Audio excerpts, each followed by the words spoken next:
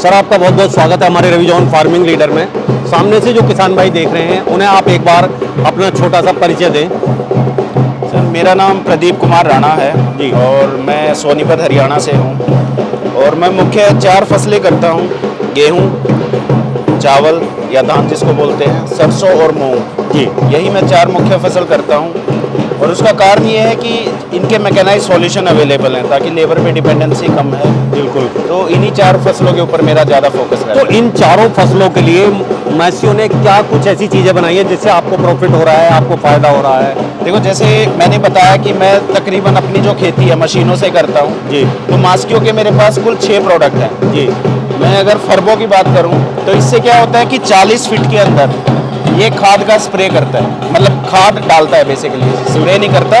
जो दानेदार खाद है या कुछ हद तक जो पाउडर वाला खाद भी है उसको 40 फुट एरिया तक डालता है, बखेड़ देता है। हाँ जी बिल्कुल। तो जैसे मैं अपनी जो फसलें होती हैं उसमें जो आखिरी जोताई है उससे पहले इससे खाद डाल देता हूँ, जिसमें DAP आ गया, पोटाश आ गया, जिंक आ गया, सल्फर बाइटोनाइट वगैरह आ गया और उसके बाद यूरिया। मैं सब कुछ जो है उसी फर्बो से डालता हूँ। बिल्कुल उससे ही डाल दें।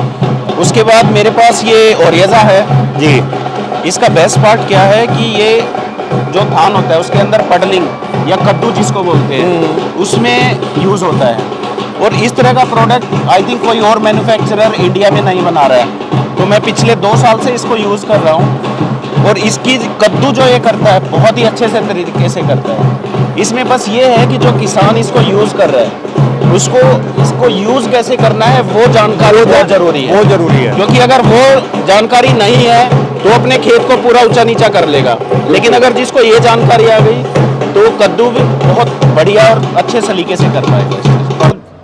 उसके बाद ये मल्चर है जी मेरे पास, टर्मिनेटर मॉडल है। तो राणा जी, मल्चर का जो एक्सपीरियंस है वो कैसा रहा आपका?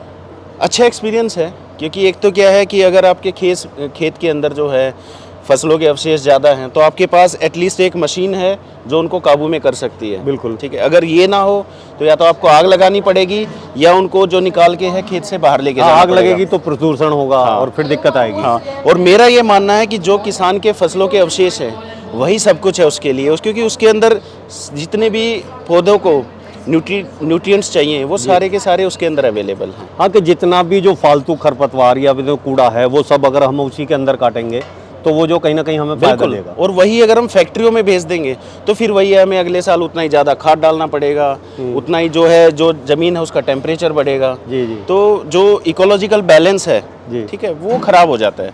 तो उस केस में हमारे पास ये टर्मिनेटर है, पिछले हम 3 से 4 साल से यूज़ कर रहे हैं, बहुत बढ़िया रिजल्ट है इसका। उसके बाद हमारे पास ये है जी मास्कियो का न्यूमेटिक प्लांटर है जी। ये जो आपको दिख रहा है ये 6 रो है। मेरे पास क्या है, सेम इस से थोड़ा छोटा फ्रेम है, लेकिन 4 रो मैंने परचेज किया था, उसको 6 रो में कन्वर्ट कर लिया था मैंने। अच्छा। ठीक है, तो इससे क्या है जी, मैं अपनी मूंग और सरसों 2 फसलों की इससे जो है बिजाई करता हूँ। और इसका बेस्ट पार्ट क्या है कि आप रो टू रो और सीड टू सीड डिस्टेंस आपके कंट्रोल में है।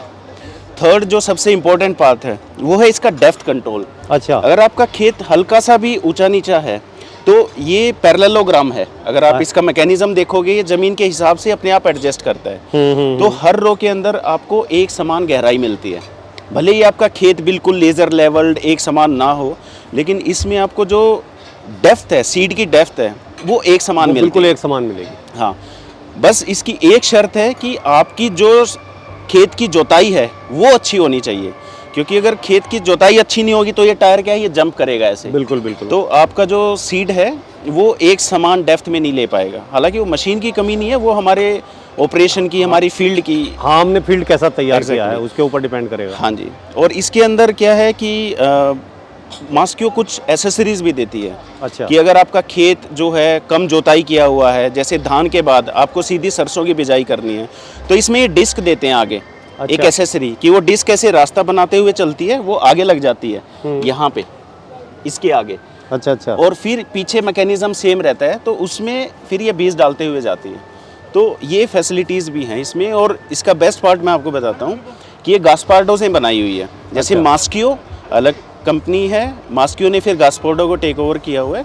तो ये सीड की जो है वन ऑफ द वर्ल्ड की बेस्ट कंपनी है जो सीड सॉल्यूशन देती है कि भाई जिसमें हम बुआई को कह सकते हैं। बुआई के जो सॉल्यूशन है गास्पार्डो वर्ल्ड में I think one of the best है।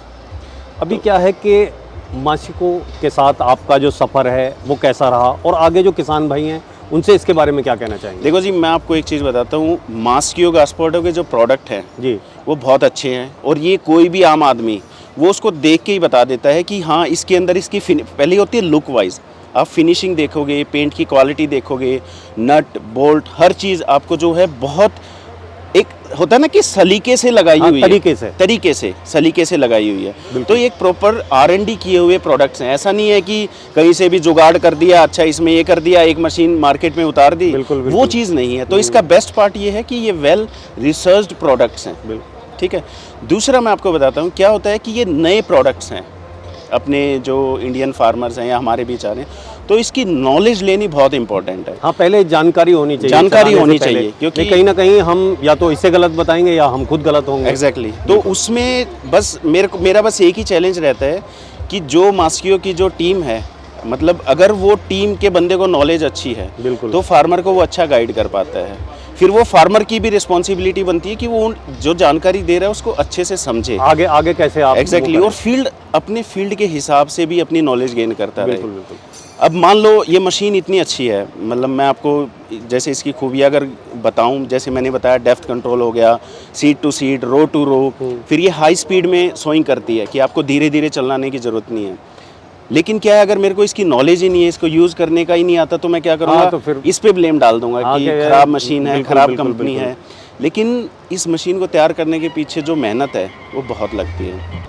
तो मेरा जो एक्सपीरियंस रहा है मास्कियो के साथ, मतलब बहुत ही अच्छा रहा है, ठीक है, कंपेयर टू प्रोडक्ट वाइज अगर मैं आपको बताऊं तो। इसलिए मेरे पास 6 प्रोडक्ट्स हैं टोटल मास्कियो के। फर्बो है, मल्चर है, रोटावेटर है, ओरियाजा है, न्यूमेटिक प्लांटर है, ठीक है।